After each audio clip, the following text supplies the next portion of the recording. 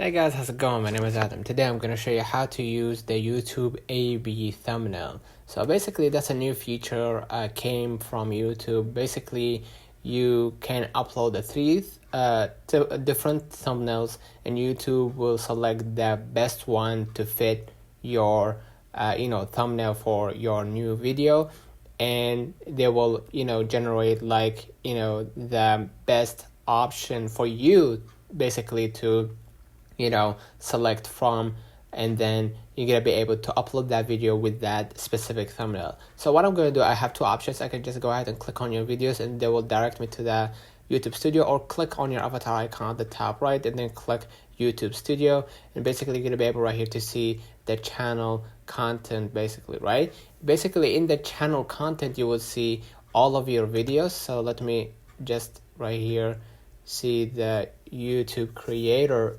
Studio. If I refreshed it, you're gonna be able to see all of your videos on your channel basically, right? And I'm gonna just go ahead and click or scroll a little bit down right here, scroll a little bit down until you've seen right here content. So I'm gonna just go ahead right here and click content at the top. I didn't need to do that scrolling, but you're gonna see the second option. But now what I'm gonna do, I'm gonna just go ahead and click details right here, or the pencil on the specific video that you want to add the three thumbnails, and then scroll a little bit down right here and basically click on the thumbnail. You're gonna see three dots and you're gonna see the options. Basically click on it and basically you're gonna be able to see test and compare, and then you can add the three different thumbnails and YouTube will select the best one that they think that will drag more views and crowds.